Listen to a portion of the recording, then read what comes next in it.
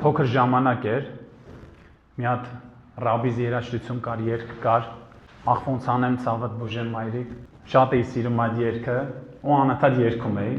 մամայիս կողքը, ու սենյակից մեկ է քուրս այդ գոռոց էր լսվում, Սևակ, ձեն չունես սուս, ես ինչ ես անում։ Քուրս ասում էր դու գործ չունես, թող տղես երգի, լավ է երգում։ Իր համար իմ ձենը լավ էր, բայց քրոջս համար կատաստրոֆա էր։ Ասում էր երգի տղա ջան, երգի։ Ինչի համար այս պատմությունը պատմեցի։ Երկու շաբաթ առաջ, երբ որ պետքա խոսք պատրաստեի, թե ինչ պետքա խոսամ, ինչ պատգամ պետքա պատրաստեմ, երկու բառ եկավ մտքիս։ Երգիր Տիրոջը։ Դու երգիր։ Որպեսզի հասկանանք ինչ է նշանակում երգիր Տիրոջը, ինչ եմ ուզում սրանով ասեմ ու ինչ է եկե սրտիս, ինքը ինչով է բացվում, Հովհաննես 22:21-ը։ Երբ որ Պետրոսը հարցնում է Հովհաննեսի համար Հիսուսին, ասում է իսկ ինչ է լինելու այս աշակերտի հետ։ Գիտեք ինչ է պատասխանում Հիսուսը, ասում է քո գործը չի, դու ինձ հետևիր։ Ինչ կա այս բառերի տակ, երբ որ Տերը ասում է դու երգիր Տիրոջը։ Դու մի նայիր կողքերդ, դու մի նայիր ինչա կատարվում։ Ես քեզ ասում եմ դու երգիր։ Երգել Տիրոջը մենակ որպեսի բառից բուն իմաստով չհասկանանք, պետք է հասկանանք եկեղեցի գալը, Աստծուն ծառայելը, ամեն ինչ որ կապված է Տիրոջ հետ, Տերը ասում է դու մի նայիր կողքերդ, դու ուղղակի երգիր Տիրոջը։ Եթե մնացած բաներն եմ մոռանաք, վստահ եմ այս բառը կապակցությունը, որը որ Տիրոջից է սրտիս եկե, չեք մոռանա, որ Տերը քեզ ասում է ինչ էլ լինի, դու երգիր Տիրոջը։ Այսինքն դու եղիր Աստծու հետ, Աստծու մոտ։ Աստծուն փառաբանելու համար, Աստծու մոտ գնալու համար, Աստծուն երգելու համար լինում են խթաններ, ինչն է մեզ շատ ժամանակ արգելում, որ մենք երգենք Տիրոջը։ Ինչը շատ ժամանակ մեզ չի թողում, որ մենք գնանք Տիրոջ առաջ։ Մեր ցածր ինքնագնահատականը, քրիստոնյայի ցածր ինքնագնահատականը, մեղքի զգացումը, երբ որ մարդ ինքը մտածում է, որ ինքը մեղավոր է, ու ինքը չի կարա գնա Աստծու մոտ։ Երբ որ կանչում ես եկեղեցի, ասում է ես չեմ կարա գամ, որովհետև սխալ գործեր ունեմ։ Դեռ ես չեմ կարա, ես այնքան մաքուր չեմ, որ գամ Տիրոջ առաջ։ Ասում ես փառաբանի Տիրոջը, մարդը մտածում է, որ ինքը այնքան մեղավոր է, ինքը չի կարա գա Տիրոջ առաջ։ Ու այդ ամեն ինչը մարդուն խթան է հանդիսանում, որ մարդը գնա Տիրոջ առաջ։ Դրա համար առաջինը մենք պետքա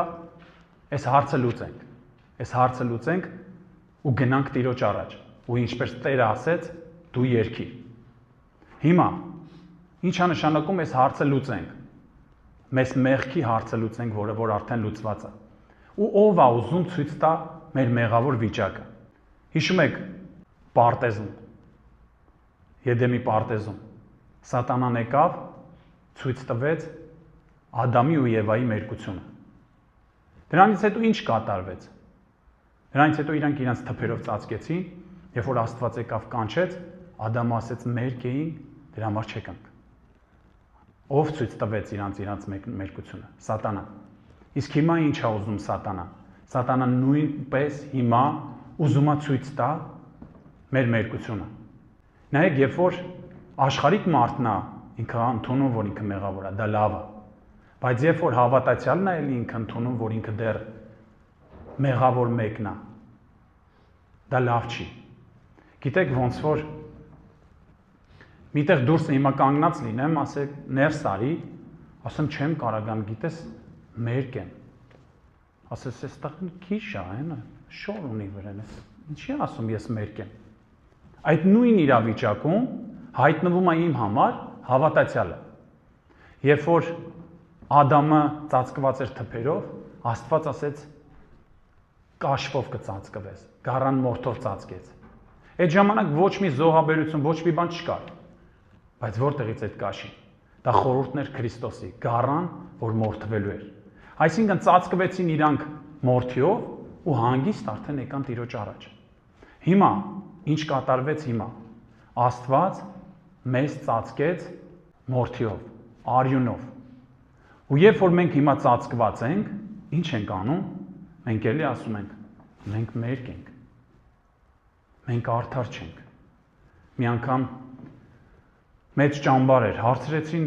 քարոզիչ հարցրեց, ձեր մեջ արդար մարդ կա, ոչ մեկ չբարձրացրեց ձեռ, ես ձեռ բարձրացրեցի, բոլորը քմծիծաղում էին նայում։ Իսու որ ինքը իրան արդար է համարում։ Բայց ես ոչ թե ինձ էի արդար համարում, այլ Քրիստոսին, ումով որ ես ծածկվել եմ։ Մի անգամ ընկերոջս մամայի հետ խոսեցի, որ ասեցի հերիք է, երբ որ դու ապաշխարել ես, Աստված քեզ արդարացրել է, դու արդար ես։ Հանգիստ տեղի, երբ որ խոսեցի, ասեց, հա լավ, հավատում եմ։ Ասեցի, հիմա դու արդար ես, հավատում ես, ասեց, հա։ Ասեցի, բա ո՞նց ես արդար։ Ասեց, դե ես չեմ նախանձում, ես չեմ անում, ես չեմ անում։ Ասեցի, չեղավ, էլի դու եկար նույն իրավիճակի։ Էլի դու բարձրացրեցիր քոնը, քո եսը։ Բայց ես չեմ խոսում մեր անձի մասին, որ սևակը արդար է։ Չէ, սևակը ամենավատ վիճակի մեջ է։ Բայց ես սուտ կխոսամ, երբ որ ասեմ ես մերկ եմ։ Քանի որ ես հավատացած եմ, որ ես Քրիստոսի արյունով ծածկված եմ։ Ու եթե ես ծածկված եմ, ես կխաբեմ, երբ որ ասեմ ես մեղավոր մեկն եմ։ Գիտեք, որտեղից է եկել այս սուտ խոնարհությունը, որ մենք պետք է միշտ մտածենք, որ մենք մեղավոր ենք, մենք արդար չենք, մենք որն է մեր ու մուսուլմանի տարբերությունը։ Եթե մուսուլմանն է պետք է մեզ ասի, դե վերջում կերևա, ես էլ ասեմ վերջում կերևա, որտեղ պետք է տենա մուսուլմանը իմ ու իրա տարբերությունը։ Իմ ու իրա տարբերությունը դա Քրիստոսն է։ Որ ես ունեմ Քրիստոսին, ես ունեմ ռիսկ, ես ունեմ քաջություն Տիրոջ առաջ գնալու, իսկ ինքը չունի։ Որովհետև ինքը վախենում է։ Իսկ ես չեմ վախենում, որովհետև ոչ թե նրա համար, որ ես մեղքեր չեմ գործում, այլ որովհետև ես ծածկված եմ։ Երբ որ դու հագած ես լինում, դու հանգիստ կարողանում ես հյուր գնաս։ Դու չես ամաչում։ Նույն կերպ էլ հավատացյալը ինքը չպետք է կասկածի իր մաքրության վրա։ Գիտեք ոնց է վերջանում հայտնության գիրքը։ Հայտնության գիրքը վերջանում այսպես 22-րդ գլխի 11-րդ խոսքը։ Ասում է այլևս թող սուրբը ավելի սրբանա, պիղծը ավելի պղծվի։ Հիմա մենք այսօր պետք է այս հարցը որոշենք, որ կողմն ենք մենք։ Մենք Հիսուսը տվեց երկու տարբերակ, կամ մենք սուրբ ենք, կամ պիղծ։ Պիղծը թող ավելի պղծվի, սուրբը թող ավելի սրբվի։ Ես ընտրել եմ սուրբ լինելը, բայց ոչ թե ինձանով, այլ Հիսուս Քրիստոսով։ Հնարավոր է մտքեր գա, դու արժանի չես, դու չես կարա, դու ես անում, դու ես անում։ Կանգնի Տիրոջ առաջ ու մի անգամից գնա Տիրոջ առաջ, առանց վախենալու։ Տերը քեզ արդեն տվել այդ համարձակությունը։ Եթե քեզ ինքը ծածկել է, մի թող որ սատանան նորից բացի, մի թող որ հանի վրայից այդ շորերը։ Երբ է քրիստոնյան դուրս գալի ծածկոցի տակից, երբ է ինքը մեղավոր դառնում, երբ որ ինքը դուրս է գալի Քրիստոսի ծածկոցի տակ։ Մենք Քրիստոսի մեջ ենք։ Պետք չի մենք անընդհատ մեղքի պատարակներ մատուցենք։ Հիսուս Քրիստոսը խաչվեց ու հարություն առավ։ Ու դրանից հետո մենք ունենք արդարություն։ Դա է մեր ուրախությունը։ Դա է սրբերի հետ մասնակցելը։ Երբ կարացավ Իսրայելը դուրս գար ստրկությունից։ Նայեք 10 հատ հրաշք եղավ, պատուհաս եղավ։ Երբ կարացավ Իսրայելը դուրս գար, 10-րդ հրաշքը որն էր, 10-րդ պատուհասը որն էր, զատիկը։ Նայեք մինչև արյունը չքսվեց, մինչև գառը չմորթվեց, դուրս չէին կարում գային։ Մեկ հարցնում ենք, չէ, հարցը տվել եք ձեզ, դուք էլ ով Աստվածաշունչը կարդում, բայց խի էր Աստված խստացնում, ինչի է խստացնում, հետո թողում կամ չի թողում։ Տերը անընդհատ Մովսեսին ասում էր գնալու ես, բայց քեզ չի թողելու։ Սա խորհուրդ է։ Մենք չենք կարա ստրկությունից դուրս գանք, մեր մեջի Իսրայելը։ Չի կարա ստրկությունից դուրս գա, քանի դեռ զատիկը չի եղել։ Մարդը մնում է ստրկության մեջ այնքան ժամանակ, մինչև իր համար գառը մորթվի անձնապես։ Դրա համար երբ որ մարդուն մենք ավետարանում ենք խաչալ Քրիստոս։ Երբ որ մարդը ընդունում է, զատիկը տեղի ունենում անձնապես իր համար, արյունը քսվում է դռանդինքների ու ինքը կարողանում է դուրս գալ ստրկությունից։ Ամեն։ Գիտեք որտեղից է եկել սուտ խոնարհությունը, երբ որ մարդը ընդունում է, որ ինքը մեղավոր է անընդհատ։ Հիսուսը պատմություն պատմեց տաճարում երկու հոգի կային։ Փարիսեցին ու մաքսավորը։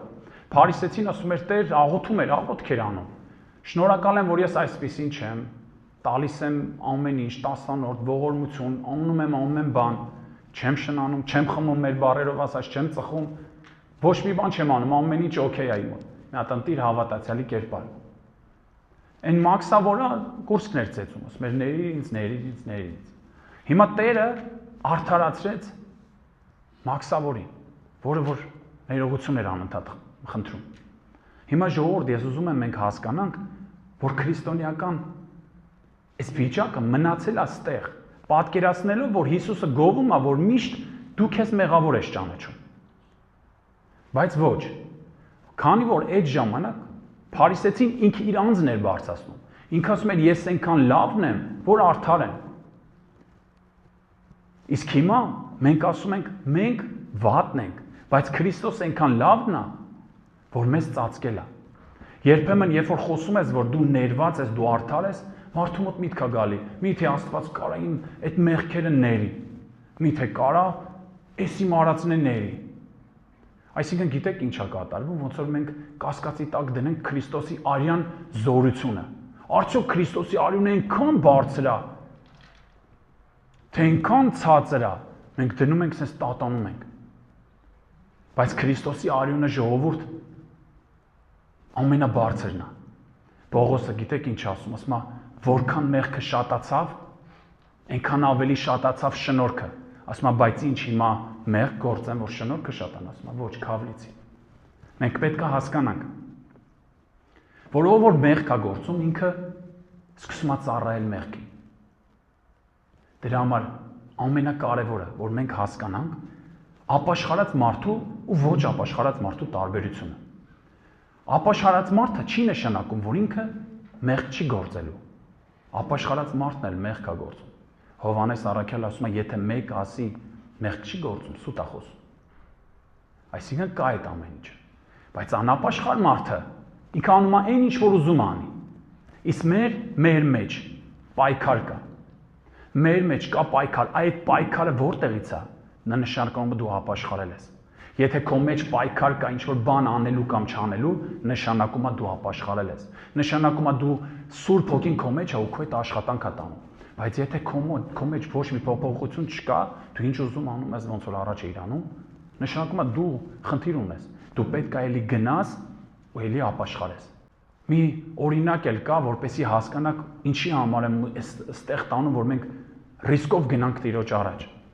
Ուրեմն Հեսեի որդիներին, եւ որդիներից մեկին պետք է ընտրվեր թագավոր, Դավիթի եղբայրն է, Դավիթի հայրն է Հեսեն։ Սամուել մարգարեն գնացել էր ընտրեր թագավոր։ Գիտեք ինչ ասեց մինչև ընտրություն, ասեց գնացեք, մաքրվեք, օծվեք տեղը տեղին, հետո նոր եկեք, պետքա զոհ մատուցենք, պետքա օծումը պետքա, ընտրությունը պետքա լինի։ Ուրեմն երբ որ չեղավ, ասեց էլ որդի չկա, ասեց կա Դավիթը, բայց գահարների մոտ է, հարածեցնում է։ Ասեց կանչի։ Դավիթը եկավ, ինքը պատկերացնում եք որտեղից եկավ, գահարների մոտից, կեղտոտ, հոտավետ, ու եկավ կանգնեց միանգամից մարգարեի առաջ, ու միանգամից օծվեց, Տեր ասեց ինքն է։ Էլ չասեց, էլ Աստված չուղարկեց մի հատ Դավիթին ուղարկի թող օծվի նոր գա, նրանց ուղարկեց, Դավիթին չուղարկեց։ Սա էլ է խորհուրդ, որ մենք հասկանանք, թե Տերը ինչ է ուզում մեզանից։ Տերը ուզում է ոչ թե մենք մեր անձը բարձրացնենք, Տերը ուզում է, որ մենք իր արյունը բարձրացնենք։ Երբ որ ձեզ հարցնեն դու արդար ես, թե չէ, պետք է մենք համարձակ ասենք, որ մենք արդար ենք։ Ու այդ ժամանակ ձեզ կհարցնեն, բա ո՞նց եղավ, որ դու արդար ես։ Դու այդ ժամանակ կվկայես Քրիստոսի արյան մասին։ Երբ որ մուսուլմանի հետ խոսած ասի, քո ու իմ տարբերությունը ո՞րն է, ասա իմ արդարությունը։ Երբ որ մարդուն հարցնես, գիտեք շատ հեշտ է հարցնել մարդը Քրիստոսին կպած է թե չէ։ Մարդուն հարցրա, կուզես այսօր աշխարհի վերջը լինի։ Կուզես այսօր Հիսուսը գա։ Եթե ընդունում ես ու ուզում ես, նշանակում է դու խնդիր չունես։ Դու այդ պատը քանդել ես, այդ առաջի պատը, որ քեզ բաժանում էր մեղքի պատը, որ քո մեջ վախ չկա։ Վախ չկա, ոչ թե վախ չկա մեղ գործելու, այլ վախ չկա։ Դու Քրիստոսի մեջ ես, դու ծածկված ես, դու հանգիստ գնում ես Տիրոջ առաջ։ Մենք Քրիստոսով կարողացանք մտնել սրբության սրբոցը։ Իսկ այն մարդը, որ չունի Քրիստոսի, ինքը չի կարողանում մտնել սրբության սրբոցը։ Դրա համար շատ կարևոր է, որ մենք քրիստոնյաներ այս հարցը լուծենք։ Չապաշխարած մարդիկ կան, աշխարհիկ մարդիկ։ Իրանք իրանց անենց արդար են ցույց տալիս, բայց մեր արդարացած ժողովուրդը իրանք իրանց մեղավոր են ցույց տալիս։ Էլ որն է մեր տարբերությունը։ Էլ որն է մեր համարձակությունը Քրիստոսով։ Շատ կարևոր է, որ մենք համարձակություն ձեռք բերենք։ Այդ հարցը քանդենք, առաջի կետը, որ ասեցի, ցածր ինքնագնահատականը, որ մենք չենք կարողանում գնալ Տիրոջ առաջ։ Արի գնանք եկեղեցի, չէ, գիտես, ես մեղքեր ունեմ։ Արի փառաբանենք Տիրոջը, չէ, ես մեղքեր ունեմ։ Աղոթենք, մեղքեր ունեմ։ Կդզվեմ, նոր կգամ։ Չէ, ոնց որ Դավիթ թագավորը, Տերը կանչում է միանգամից, մի նայի քո վիճակի, մի նայի, որ վրիցդ հոտ է գալի, մի նայի, որ դու կեղտոտ ես, գառների մոտից ես գալի, միանգամից կանգնի։ Հնարավոր է, որ հետագայում էլ ինչ որ միտեղ ընկնես։ Հիշի այս խոսքերը։ Տերը քեզ ասում է, դու երգի ինձ։ Քեզ եթե կողքից կասեն, չէ, դու չես կարա։ Հենց այդ ժամանակ իմացի, չարը ուզում է քո մերկությունը ցույց տալ։ Իսկ Աստված քեզ ծածկել է։ Ու ասում է, դու երգի ինձ։ Դրա համար ամենակարևորը մենք այս հարցը լուծենք, որ մենք համարձակություն ունենանք Տիրոջ առաջ գալու։ Ամեն։ Շատ կարևոր է այդ հարցը, որովհետև Քրիստոսի արյունն է։ Ու ինքը այնքան բարձր է, որ հավատա քո մեղքերը ծածկել է ու կծածկի Տիրոջը։ Երկրորդը մեր փորձություններն են։ Երբ որ մենք փորձությունների մեջ ենք, կլինի հիվանդություն, առողջական, կլինի ֆինանսական, զանազան տարբեր փորձությունների մեջ մարդ լինելով, ինքը էլ չի կարողանում գնալ Աստծու մոտ։ Գիտեք, նկատել եմ, որ աշխատող մարդիկ կան, բանվոր մարդիկ։ Իրանք վերցնում են շատ ծանրություններ, նույն ծանրությունները ինչ որ մարզասրահում պարապող ավելի քիչ որ մարզասրահում են վերցնում, ավելի շատ ծանրություն են վերցնում այդ աշխատողները, բայց իրանք չունեն ոչ մուսկուլ, ոչ թիկնեղ կառուցվածք, կամ չաղեն կամ նիհար, բայց նույն ծանրությունն են վերցնում, ավելի շատ։ Նկատել եք։ Իսկ ֆիթնես գնացող մարդը ունենում է այդ ֆիզիոնոմիան։ Որտեղ է խնդիրը։ Ստեղ։ Մարդը իմանալով ինչ է իրան սպասվում, ինչ է լինելու, ինքը գնում է դրան։ Ու այդ տանում է նրան, որ ինքը ունենում է գեղեցիկ տեսք, առողջություն, իսկ այն մարդը, ով որ տրամադրված է աշխատելու, տանջվելու մտքով, այդ մտածողությամբ է ինքը ապրում, ինքը չի ունենում այդ ամեն ինչը։ Դրա համար շատ կարևոր է, որ մենք ոնց ենք նայում մեր փորձություններին։ Կամ փորձությունը, որ մեզ գալիս է, կամ մեզ այն կբարձրացնի, մի հատ ավել աստիճան կլինի ու մենք կբարձրանանք, կամ կմնանք փորձության տակ։ Մենք ենք ընտրում ոնց նայենք մեր փորձություններին։ Դու ես ընտրում, դու քո փորձությանը ոնց նայես։ Ես որոշել եմ իմ կյանքում ամեն փորձություն, որ գա, դա մի նոր աստիճան է, բարձրանալու Տիրոջ մոտ։ Իսկ փորձություններ կան, եթե դու այդ որոշումը չունես, ինքը քեզ կգցի։ Եթե առողջական խնդիր ունես, ինքը քեզ կգցի։ Դու պետք է վերցնես ու օգտագործես քո օգտի համար։ Նայեք, ծանրամարտիկը ինքը վերցնում է այդ ծանրությունը, իմանալով ապագան։ Ու իրանցից ով միատել է մոտիկանում էլի ծանրաձողին, ունենում է հաջողություն։ Երկուսն էլ աշխատում են, բայց նա է հասնում հաջողության, ով որ միատել է անում։ Ուրեմն ֆուտբոլիստ Ռոնալդոյի մասին է լսել։ Նրա ընկերներն էին պատմում, ասում էին, երբ որ բոլորը մենք պարապում էինք, գնում էինք հանդերձարան, Ռոնալդոն գնում էր նորից պարապմունքի։ Գնում էր արդեն մարզասրահ։ Ու դրա համար այսօր կա Ռոնալդո ու կան մնացածը։ Ինչի համար եմ սա ուզում զուգահեռ անցկացնել մեր կյանքում։ Որոշում։ Կամ որոշում ես, ոնց վերաբերվես քո փորձություններին, պոզիտիվ, ու օգտագործես դրանք, հավատալով, որ առաջ ես գնալու, կամ թույլ ես տալու, որ այդ փորձությունները քեզ հեռացնեն Աստծուց։ Իսկ փորձությունները անխուսափելի են,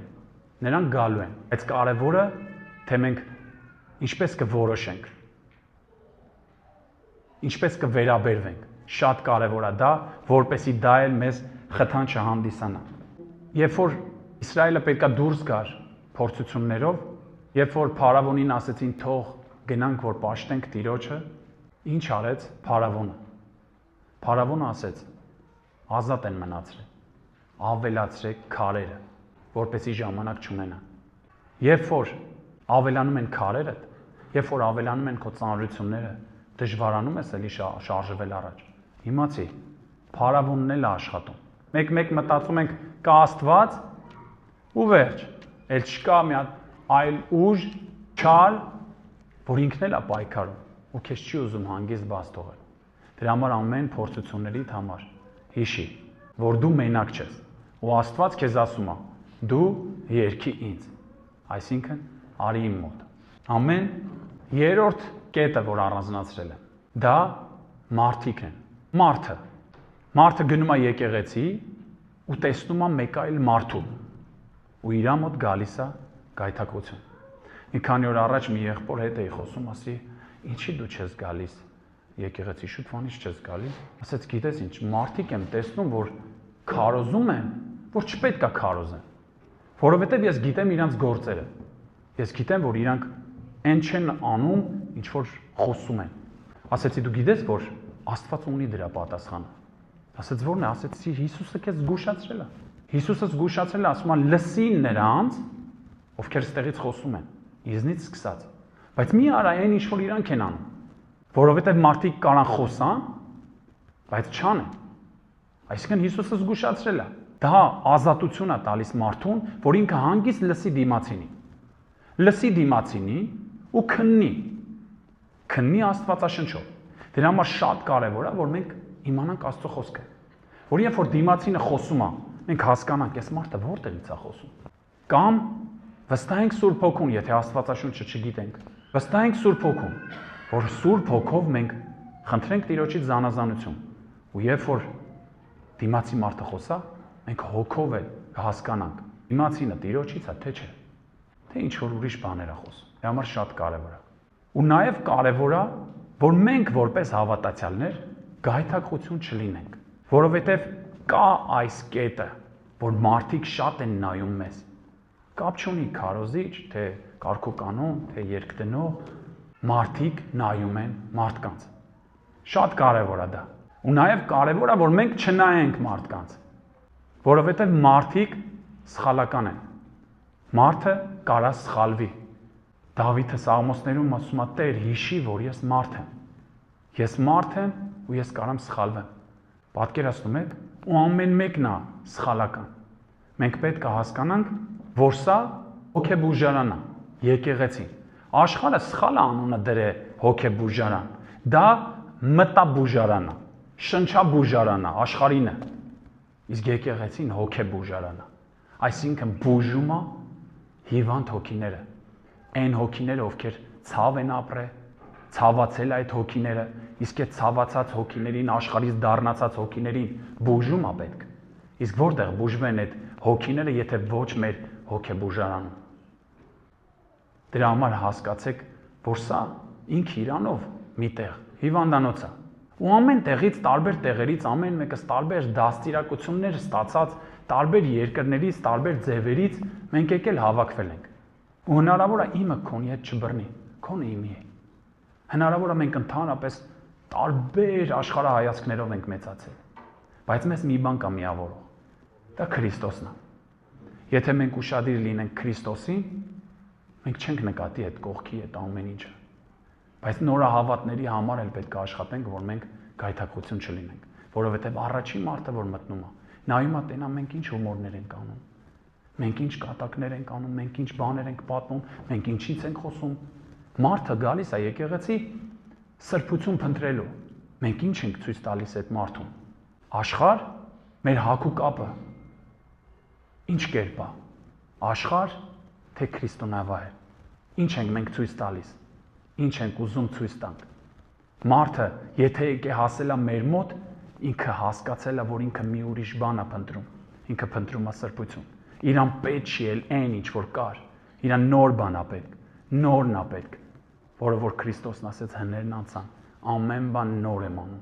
ու ամեն մեկի կյանքում անհատապես Տերը նոր անում։ Երբ որ առաքելական եկեղեցու քահանաների մասին խոսակցություններ հնչեց այս վերջերս բոլորը դե գիտեք, ընկերներ ունեմ առաքելական եկեղեցուց, զանգում էին, ասում էին, իրանց մտածելով, իրանց կարծիքով, որ ես կուրախանամ, որ իրանք ինչ որ քահանաները սայթակել են։ Բայց իհարկե ոչ, որովհետև ես որ առաքելական եկեղեցի չեմ գնում, ես չեմ գնում ինչա թե քահանաները վատն են։ Ես երբեք քահանաներին չեմ նայում։ Ու խնդրում եմ, որ մենք էլ չնայենք ոչ ստեղի քահանաներին, ոչ օտար տեղի քահանաներին։ Մենք պետք չի ընդհանրապես մարդով չափենք եկեղեցին։ Մենք պետք է հասկանանք ինչ է կատարվում եկեղեցում։ Եթե ես ընտրել եմ այս եկեղեցին, եթե ես ընտրել եմ կյանքի խոսք եկեղեցին, որովհետև ես ընտրել եմ ստեղի արժեքները, ես ընտրել եմ թե ինչպես են ստեղ ուզում փառաբանեն Տիրոջը։ Ես չեմ ուզում անեմ բաներ, որը որ Աստվածաշնչում չկա։ Ես ուզում եմ գնամ այնտեղ, որտեղ որ Աստծո խոսքն է պահվում։ Ես ուզում եմ դա, ես ընտրում եմ դա։ Դրա համար եմ ես այսօր ստեղ։ Ես չեմ գայթակղվի երբեք առաքելական եկեղեցու քահանայից։ Ես չեմ գայթակղվի Տիրոջ ողորմությամբ իհարկե, հովիվից, մյուս եղբորից։ Ինչի համար, որովհետև ես հասկացել եմ, մարդը իմ նման։ Ու երբեք առիթ չի հանդիսանա մարդը, որ ես եկեղեցի չգամ։ Երբեք։ Երբ որ ըստ մարդու դու գալիս կամ չես գալիս, դա նշանակում է դու մարդու համար էլի սկզբանե եկել ես։ Եթե մի մարդ Քրիստոսի համար գա եկեղեցի, ինքը կմնա եկեղեցում։ Ամեն։ Որպեսզի ավելի խոսքերս հաստատեմ, Հեղի որդիները Սամուել մարգարեի օրոք, երբ որ փոքր էր, տաճարում էր, Հեղի որդիները կներեք բորնկություն էին անում հենց տաճարում, տաճարի մեջ։ Բայց գիտեք ինչ հայտնություն ունեմ։ Աստված չասեց տաճարի զոհաբերությունները դադարեք, դուրս եկեք տաճարից։ Ոչ, Աստված չկանգնեցրեց զոհաբերությունները։ Աստված այդ երկուսի հարցերը լուծեց։ Աստված կլուծի հարցերը։ Ու մենք տեսնում ենք Պետրոսի ժամանակ էլ ինչպես Աստված ցույց խոսողների հարցերը լուծեց։ Աստված լուծի ամեն մեկի հարցերը։ Աստված ինքը դատավոր է, ինքը գիտի ինչ անում։ Երբեմն մենք ուզում ենք մենք որոշենք եկեղեցին ոնց պետքա լինի, ոնց պետքա չլինի, բայց չէ, սա Տիրոջ եկեղեցին է։ Ու ինքը Տեր է իր եկեղեցուն։ Ինքը Տեր է իր ժողովրդին։ Դրա համար խնդրում եմ, եթե տեսնես քո եղբայրներից, քույրերից ինչ որ մի բան, կապ չունի հովիվ թե ծառայով, մի գայթակղվի։ Եթե գայթակղվել ես, խոսա այդ մարդու հետ։ Բայց եկեղեցուց հեռանալը դա նշանակում է, որ մարդը քո կյանքում դեր է խաղում։ Այսինքն դու անում ես ինչ-որ մի բան մի մարդու համար կամ ոչ։ Դրա համար եթե եկեղեցին այն կառույցն է, որ մենք չենք հավաքվում մարդու համար, մենք հավաքվում ենք Հիսուս Քրիստոսի համար։ Հավատում եմ, որ ընդունելի է։ Եվ չորրորդը ճնշումը։ Մարդը լինում է ճնշված։ Իմ մոտ պահեր ա եղել, երբ որ հոգևոր ճնշում է դա կոչվում, որ դու կարծես Աստծուն չես զգում, դու կարծես հավատացյալ չես, կարծես ընդհանրապես Աստված չկա քո կյանքում։ Դու քայլում ես, դու գնում ես եկեղեցի, դու գալիս ես, դու ամեն ինչի մասնակցում ես, բայց կարծես Աստված չլինի, կարծես դու լինես ու վերջ։ Դա կոչվում է հոգևոր ճնշում, երբ որ հոգևոր աշխարհում քո վրա ճնշվածություն կա, քո վրա հարձակում կա։ Այդ ժամանակ շատ կարևոր է, երբ որ իմ մոտ գալիս է, ես էլ կանգնում եմ ու ասում եմ պետք է փառաբանեմ Տիրոջը։ Մենք այդ պահին պետք է հասկանանք, երբ որ չենք զգում Տիրոջը, ես նորահավատներին միշտ խորհուրդ եմ տալիս, երբ որ նոր են գալիս եկեղեցի, ասում եմ խնդրում եմ, քո մոտ հիմա լավ է, դու լավ վառված ես, դու լավ տաք ես։ Բայց այդ ռուսերեն խոսք կա, նապլավու։ Ասում եմ խնդրում եմ, երբ որ գա այդ ժամանակը, որ դու սառես, ու ելնելու է այդ բոլորի մոտ է լինում, որովհետև պետք է տատանվի եղանակներ կան, Երբ որ այդ պահագա խնդրում եմ ուղղակի մնա ջրի վրա մինչև փորձությունը անցնի, մինչև փոթորիկ անցնի, որովհետև այդ ժամանակ, երբ որ այդ վիճակը գալիս է, դու կարծես էլ հավատացյալ չես, դու կարծես Աստծուն չես ճանաչում, կարծես Աստված չկա ու դու մտածում ես վերջ, գնամ իմ գործերով։ Դրա համար ամենակարևորը, հորդորս, խնդրանքս, ուղղակի մնա մինչև անցնի, ու էլի կգա տաքությունը, էլի կգա Սուրբ Հոգին, քեզ կվառի, կտաքացնի, ու այդ ժամանակ դու կուրախանաս, որ փորձության այդ ժամանակ չէիր ընկել, որ փորձության այդ ժամանակ չէիր տրտմել, որ փորձության այդ ժամանակ չէիր բողոքել։ Ամեն։ Այս 4 կետերն էի պատրաստել։ Բացի այս 4 կետերը, ամեն մեկիդ մտքում կան հազարավոր կետեր։ Կան հազարավոր կետեր, ինչի կարա ինչ-որ մի բան կանգնացնի քեզ Աստծո առաջ գնալու։ Բայց երբ որ քեզ կողքից կասեն, դու ինչ-որ մի բան չես կարա, երբ որ դու կասեն դու մեղավոր ես, դու չես կարա, դու ասա ես արդար եմ,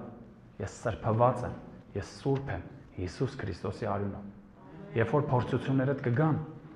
դու անցի փորձությունները, վերաբերվի իրան ուղղակի քո համար հերթական մարմնամարզություն։ Կգան մարդիկ, որ քեզ կնիարդայնացնեն, հնարավոր է մարդուն նայես ու նիարդայնանաս, ու դա ազդի քո հոգևոր կյանքի վրա, բայց պետք է դրա հարցնել լուծես, պետք է դա էլ անցնես, հասկանաս, որ մարդ է դեմացինդ, ու ինչպես դու կարաս սխալվես, նույն կերպ էլ դիմացինը կարա սխալվի։ Եվ չորրորդը, ինչքան էլ գա այդ ճնշումը, կանգնեց ու փառաբանեց։ Որոշեց, որոշում, վերաբերմունք, ամեն ինչ սկսում է մեր կյանքը փոխվել, կայանալ նրանից, թե մենք ինչպես ենք վերաբերվում այս կամ այն իրավիճակին, ու մեր կյանքը ըստ դրա կառուցվում է։ Եթե ձեզ ասեն, չես կարա երգես, հիշի այդ խոսքերը, որ Աստված քեզ ասում է, երգի, տղես կամ դուստրս, քո ձայնը լավն է։ Ամեն։ Աղոթենք, որ ոչ մի բան խթան չհանդիսանա, ոչ առաջի կետը, ոչ չորրորդ, ոչ երրորդ, ոչ մի կետ մեզ չկանգնացնի Տիրոջ առաջ գնալու, այլ ամեն ժամանակ, երբ որ Տերը կանչի, երբ որ քեզ ասեն արի գնանք եկեղեցի, երբ որ քեզ ասեն արի փառաբանենք Տիրոջը, մի անգամից կանգնի ու փառաբանի Տիրոջը։